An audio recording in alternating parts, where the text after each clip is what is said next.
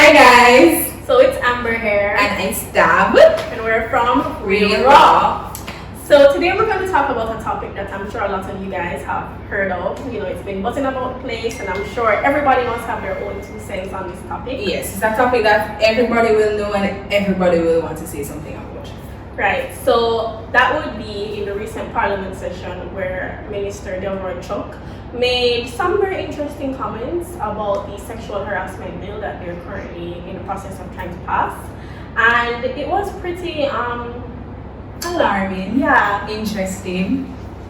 Very much so. So for those of you who are a little bit late to the scene, we're just gonna, you can watch this 10-second clip just to get a gist. We don't want the situation that now happens in the Me Too movement Yes. in the US, Yes. where 30 years later, Yes. you talk about I was arrested in the Yes. elevator. Yes. No, if you don't complain within 12 months, please, cut it up. Alright.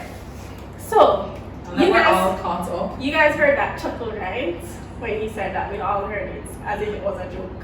So yeah, that's very problematic, especially when you're hearing that from the Minister of Justice, who is their mandate is literally to provide safe spaces for people. We're gonna break it down for you guys because we know that everybody has some really strong opinions, which is fine, to have strong reactions to these things. But an important part of advocacy is kind of taking a step back and trying to understand where everybody's coming from.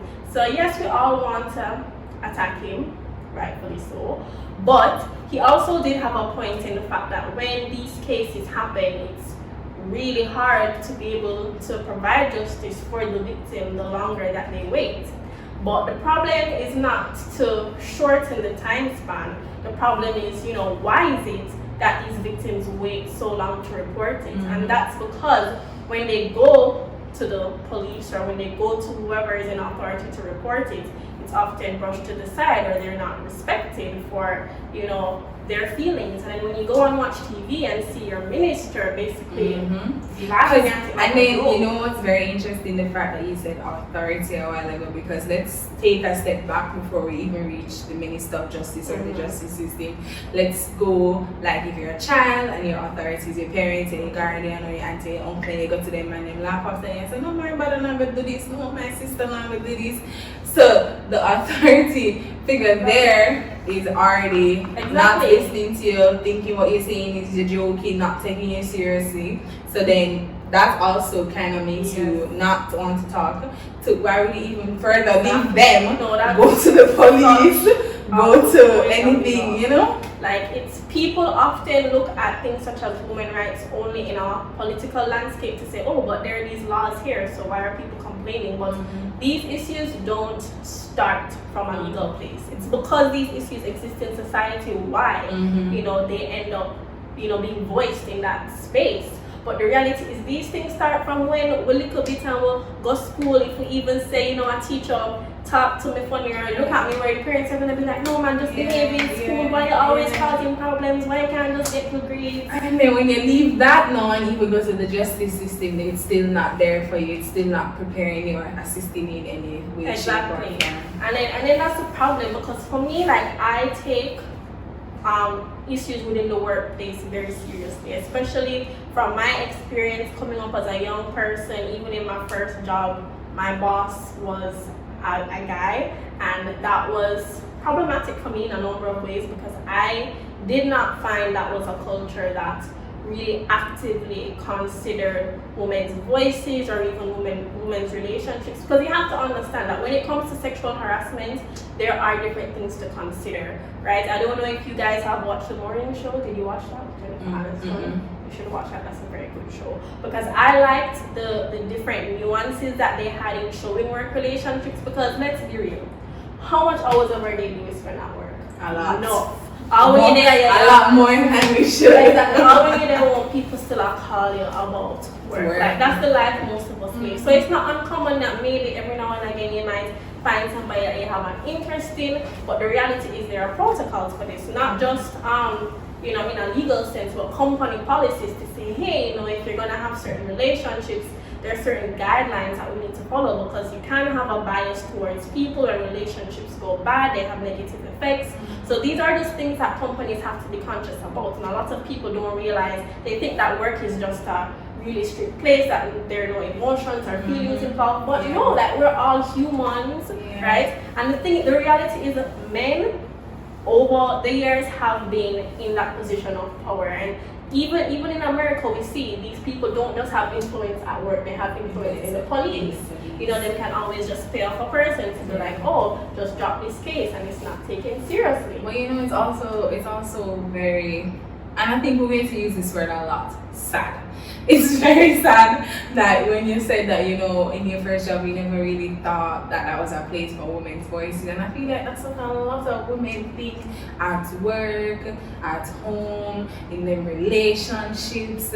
You know, like in every like just being like, and it's not like we're trying to say, oh, to be a man is better, but I just feel like, Lord, to be a woman is just a struggle. It's just taxing. Sometimes we just wanna even just to go, and again, it starts back from not even just in the workplace. You're walking on the road, man, I call that to you. And if you don't answer them, you're going to get out. It's even worse. The reaction is even worse when you don't answer them. And some of them, they don't even realize what they're doing. I can tell you that some of them don't even realize what they're doing. Like the reaction of you saying no, and then their reaction to that, they come so naturally. Exactly. And so because for them, it's like I took out my energy to appreciate you, and it's like, but I didn't walk on this road for you. I didn't dress up for you.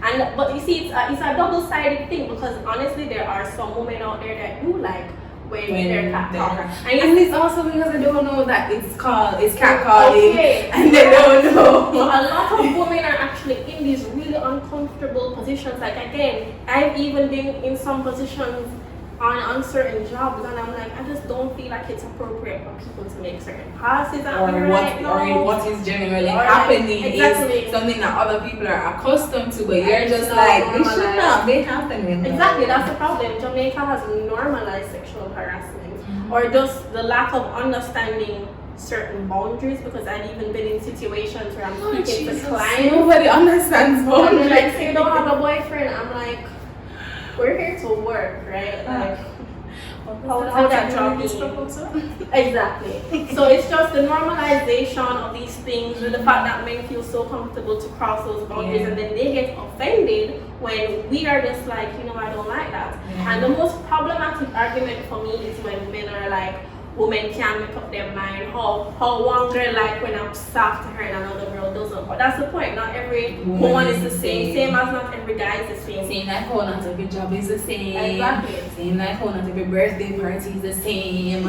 Everything has different theme. Exactly. So it's just a matter of getting to be empathetic, to realize that if somebody doesn't like it, just be like, okay, I respect that, instead of trying to force your opinion or view on them. But okay, so what exactly is your view of Minister Chuck's statements? Because you know he made several. He started off with the Twitter in Parliament.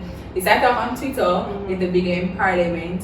Then it went to his tweets, which were the tweets were basically saying, sorry you took that, if you took it that way, sorry. And then by the way, one of those tweets are deleted, so you're not even going to see, so you know him catch himself already. Then the third thing that he did was put out a press release that everybody hated and made zero sense, and even dug himself into an even more bigger hole. And then the fourth thing that he did, which was today, I think, or whenever, some video. Each time for me, I felt like he was just digging himself. Yeah, like he wasn't focusing on the issue. He was trying to preserve himself and his image. It kind of comes across that way, because you're saying if the first tweet he made was just like, well, whenever mean nothing by it, then it's not coming from a place of, again, it's not coming from an empathetic place to be like, boy, let me try and understand why. You know, why what I said caused such a ruckus. Exactly, because if you're supposed to be defending women and you're finding that women have a problem with it, I would think you would sit down and try to understand. But he's not going to, remember, because women are so problematic and we have so many issues in so many things. Right, we're just too emotional, right? But then I have to also ask, does he have any women on his team? Because I know that if I couldn't be on that team and see how he responded, see that tweet and reply and be like, no man, this is good. Yeah. No. But you see, one side of me is just like, boy, you might put out the effort, you might try to communicate, we say XYZ, but it's also just like the methods of communications are, it's almost like, as you said, PR to like preserve himself, but not necessarily like communicating to me that I was wrong, I shouldn't have said that. Here is what I meant to say, or how I could have said it better. None of that. It's almost just like just like a BS apology. Like don't even like I want it to be like, you know, you might try. The bill game get passed. That's a step towards improvement and progress. But then I'm also just like, I mean, at least he apologized. No, that honestly, it's something. Even though it shouldn't have been said in the first place, there are lots of people like I'm not going to say at least he apologized. I'm not gonna lie. Better him didn't need the apology. Because the thing is, if you're going to apologize, it has to make sense. One, and to me, it's like a half apology. Yeah, it really was like a half apology. It really was just. It almost felt like I'm apologizing because so many people are coming at me that I have to apologize. Like I cannot not apologize. That's what it comes out. So if social media wasn't a thing, he would never have realized what he did was even wrong. But then, I mean, in this world where you have some really horrible leaders out there like Trump who literally just don't even care, at least they can recognize when they're wrong. But recognizing that they're wrong is literally the tip of the iceberg. Because again, it goes back to who else is on your team that would have identified that this is problematic. But then, can I also play devil's advocate here and say a woman is probably on his team and he's afraid to step up, or he's probably on his team and thinks the way he thinks. That's true, and again, that's another really important thing when it comes to feminism, because a lot of guys are like, but if women cannot agree, then what's the point of feminism? And that's so dumb, because I mean, even if you have religion, different denominations of Christianity may have, slight variants of interpretation, but that doesn't mean you're gonna be like, oh, everything is dumb. Like in any theory that humans create, there is no real one correct way. People can't. No one size fits all. Just like a woman. Thank you, girl. Yes, thank you. And you know what's interesting though, because there's these set of tweets that I saw online that shows that it was not a one-time incident with Del Rocho. He has made comments like this before, like it's not the first time, and people that are on his team have made similar comments as well. That's so crazy. Exactly, and this is just the first time that people are really calling him out on it, because the way the world is right now, people are just frustrated.